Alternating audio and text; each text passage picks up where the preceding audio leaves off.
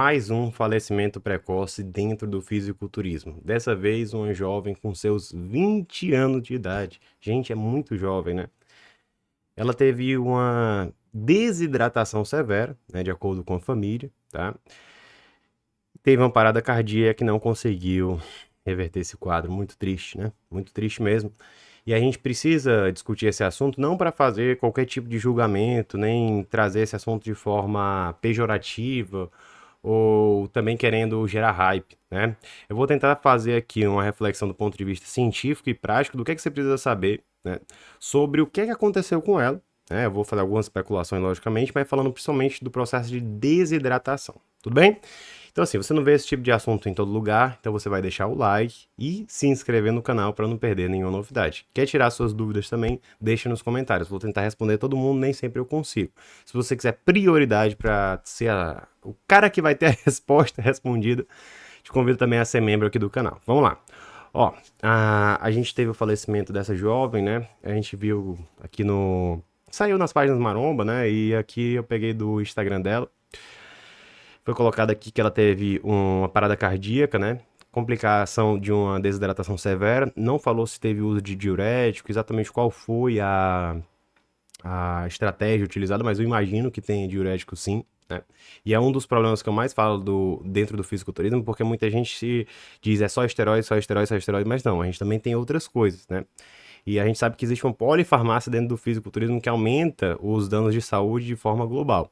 E a questão do uso de diuréticos é um dos grandes problemas que a gente tem, principalmente em problemas agudos. Quando a gente está falando de problemas crônicos, realmente os esteroides são os principais dentro do fisiculturismo, né? Somente ali quando envolve coração. Mas agudo, assim, com a morte do nada, mais essas outras medicamentos, né? Termogênicos mais potentes, vamos lá, diuréticos, dentre outras coisas que a galera faz, tá? Mas é claro que o uso de esteroide pode causar eventos agudos também, embora não seja o mais comum. A gente espera muito mais o cara ter insuficiência cardíaca, ter uma dislipidemia, ter uma eritrocitose, que pode causar um evento agudo, né?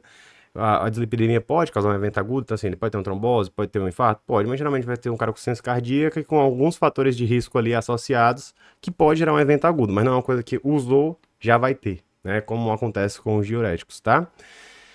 Enfim, né? Muito triste. E assim, eu peço sempre pra você, gente, quando acontece uma fatalidade dessa, não vai gerar julgamento ou ficar dizendo, ah, foi o suco, foi o. Aí também tem gente, ah, foi a vacina, foi não sei o quê. Pô, cara, vamos esquecer isso daí, vamos desejar, assim, a felicidade aí. Felicidade não, né? Os pêsames, né, para a família, né, e que eles possam reestruturar, que é muito triste, né? E para os que trabalham com saúde e performance, né, que façam um conteúdo aí voltado para a educação, né, não para o julgamento, porque a gente sabe que tem alguns canais ou algumas pessoas que são muito voltadas aí para julgamento e hype, e não é isso aqui o que eu acho que é válido, mas cada um faz o que quiser, né? Vamos lá. Desidratação no esporte, tá? Onde é que a gente vê indivíduos fazendo desidratação? No fisiculturismo é muito comum, né? Justamente porque eles precisam atingir aquele aspecto, né, de físico denso, com pouca retenção hídrica, né? Mas também alguns tipos de modalidade, como nos lutadores, né, que precisam bater peso, né? E aí eles vão precisar desidratar para conseguir bater peso. E aí, é claro, dependendo da estratégia que o indivíduo usa, ele vai precisar fazer manobras mais ou menos arriscadas, porque se o cara não se prepara muito bem, por exemplo, vai ficar sobrando muito peso ali, vai ter que fazer a loucura para perder aquele peso em pouco tempo. E assim, dentro do fisiculturismo também tem categorias que precisam bater peso, né? E aí também, às vezes, o cara vai fazer umas loucuras, né, para bater o peso. É um negócio, assim, já vi muita coisa, gente. Você fica abismado quando você vê determinados tipos de coisa, alguns relatos de paciente, é uma coisa que você fica assim, rapaz, fez isso mesmo? Aí você fica, rapaz. Mas enfim, né? Vamos lá. É um risco agudo, né? Diferente dos esteroides, que é mais um risco crônico, tá? Então pode causar de forma ali, na hora, problema. Isso é que significa risco agudo, para quem não está acostumado com isso, que crônico é um problema mais de longo prazo, agudo é no curto prazo, na hora, tá? Para você que não está tão habituado com essa terminologia, vou tentar aqui sempre também trazer uma linguagem mais acessível, né? A gente está falando aqui de estratégias bruscas de desidratação que são feitas muitas vezes dentro de vários esportes, né? E muitas vezes usando também diuréticos, tá? Então, diurético não é um negócio simples, tranquilo. Não pode pesar a mão com diurético. Também não é uma coisa que todo diurético é a mesma coisa, vai ser fatal. Não. Mas tem que ter muito cuidado, né? Precisa ter um acompanhamento ali do lado, ver direitinho a resposta.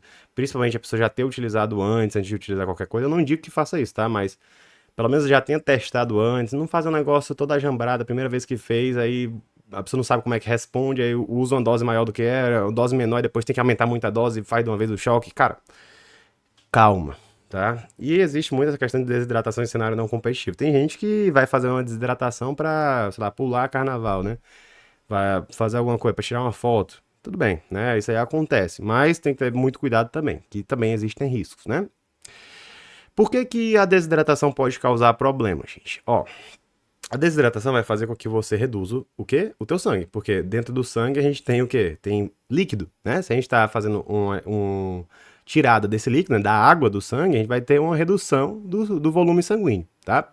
Isso daí vai reduzir o volume de sangue que chega para o coração, né? Consequentemente, a gente tem uma redução da pressão, né? Então a gente pode ter uma redução expressiva da pressão, dependendo do indivíduo, né? E do contexto associado. E menor o quê? Menor sangue, né, sendo bombeado, né, consequentemente chegando nos órgãos e sistemas, tá?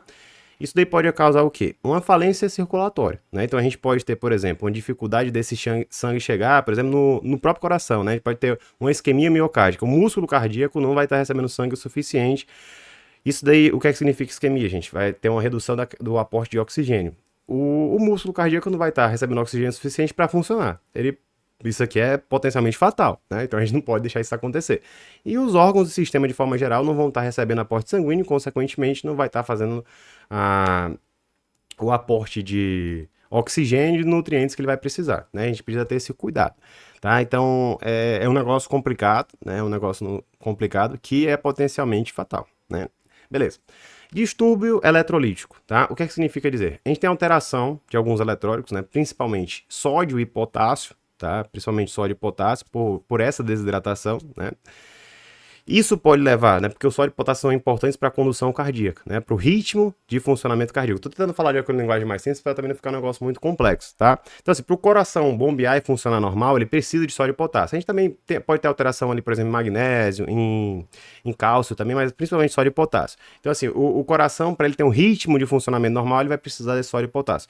A gente vai ter uma alteração no sódio e potássio por causa da desidratação. Consequentemente, isso pode gerar distúrbios de condução.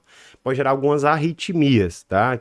São esses distúrbios de condução. Algumas arritmias são bem tranquilas, só que a arritmia que é gerada disso daqui são arritmias mais graves, tá? Então tem arritmias que são bem graves e podem ser potencialmente fatais e gerando uma parada cardíaca. O coração parou, né? Pode ter sido o caso dela, né? Pode ter sido o caso dela. Não conseguiram reanimar ela. Inclusive, assim, né? Se eu tô falando de um usuário de esteroide, se eu tenho uma parada cardíaca, às vezes eu tenho muito mais dificuldade de reanimar esse cara, né? De fazer o coração voltar a funcionar, né? Não só pela questão do coração que não funciona tão bem, mas também da própria estrutura muscular que tem ali por cima. É mais difícil, né? Até para fazer uma anestesia num cara desse é mais complicado. Então, assim, a gente já tem um coração que provavelmente já não é tão bom, né? Por quê? Porque o abuso de esteroide anabolizante vai causando um grau de insuficiência cardíaca. E aí a gente tem uma chance que ele tem uma parada cardíaca. E nessa parada a gente tem mais dificuldade de reanimar esse indivíduo justamente porque ele usa esteroide anabolizante.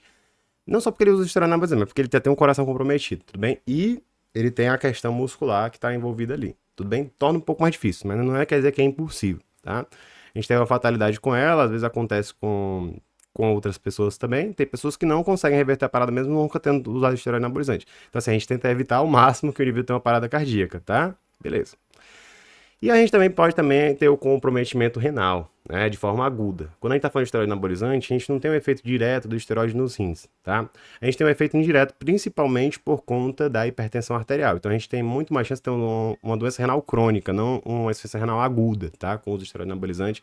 Então assim, talvez a pessoa já com o rim comprometido tenha mais dificuldade ainda, que é um rim que já não está funcionando tão bem, né? Então pega os rins ali de uma pessoa saudável, diferente de uma pessoa que já tem, por exemplo, uma hipertensão já há muito tempo.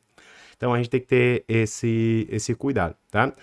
É claro, a gente está falando de esteroide anabolizante, tem que ver a procedência também. O que eu vejo e o que eu já vi acontecendo, né? Alguns indivíduos usando o mercado paralelo têm alguns tipos de insuficiência renal que são meio que inexplicáveis, que você não consegue entender. Provavelmente por conta do quê? Do acúmulo de contaminantes que tem nesses medicamentos, né? Por exemplo, metais pesados, imunocomplexos, que vão se acumulando nos rins e causando esse problema, né? Eu nunca vi esse problema, por exemplo, numa pessoa que usa de forma lícita, assim. Não tem como eu estabelecer uma causalidade, tá? Alguns colegas já viram isso aí também acontecendo, mas, assim, são casos mais raros, né? e a gente tem muito mais uma associação do que uma causalidade. Às vezes também é uma coisa a mais que a pessoa estava utilizando, assim, a pessoa que estava usando do paralelo, às vezes usa outras coisas associadas e às vezes não conta pro médico, enfim, né? Ou chega no médico já nas últimas e já teve um passado anterior de usar outras coisas, então a gente não pode estabelecer uma causalidade, a gente tem uma associação, né? Existe essa associação, tá? E o que acontece em relação ao rim, né? A gente tem uma redução, como eu falei, do fluxo sanguíneo para as regiões, de forma geral. Para o rim também acontece, tá? Isso daí, o que isso daí causa, né? Um comprometimento, né, do funcionamento renal. O que o rim funciona? Ele é importante para eliminar toxinas. Então a gente tem um acúmulo de toxinas no organismo, tá?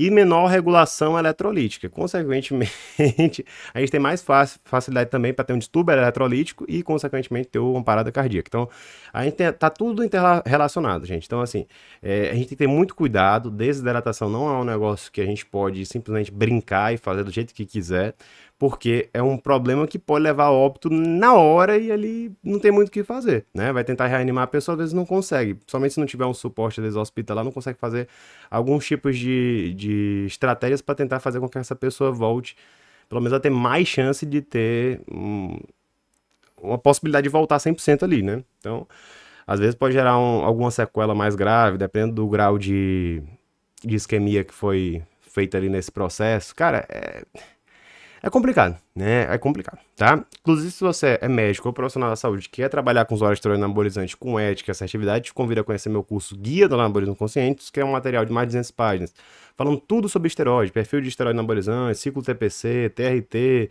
efeitos colaterais, como tratar esses colaterais. Te convido a conhecer meu e-book Desbravando o Universo Anabólico. E se você é um indivíduo que está pretendendo utilizar ou utiliza esteroide anabolizante que não quer se ferrar todo, quer entender o que acontece com o teu organismo e o que esperar dos esteroides anabolizantes, te convido a conhecer meu curso Cuidado Anabólico. Tudo bem? Vamos lá.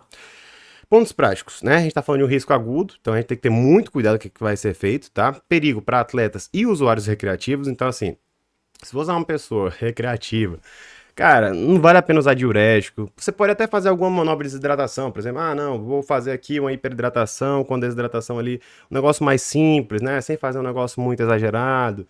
E usar um chá de hibisco, por exemplo, uma dose mais baixa ali, tudo bem, não é uma coisa assim que vai fazer um grande prejuízo para você, mas essas manobras mais exageradas, usando diurético, medicamentos diuréticos, né? Cara, é complicado, tá? E a gente tem pior desfecho em quem já tem outros riscos. Então, assim, o cara já usa esteroide anabolizante, já tem um coração mais ferrado.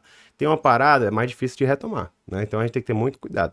E aí a gente diz que a supervisão médica é fundamental. Por quê? Porque muitos dos problemas do usuário de esteroide anabolizante são crônicos. E aí a gente tem que entender o que é que está acontecendo com esse indivíduo e qual o risco crônico que ele está submetendo. Porque se o cara tem uma hipertensão, tem uma dislipidemia, tem um hemotócrito alto, tem um coração ali que já está com ciência cardíaca para agressão ao músculo cardíaco, se a gente não faz um tratamento, a chance disso daí, com o passar do tempo, né? Com o passar do tempo e progredindo é muito grande. E aí a chance disso daí virar um negócio mais grave e potencialmente fatal é gigantesco. Então a gente tem que ter esse cuidado. Tudo bem, gente?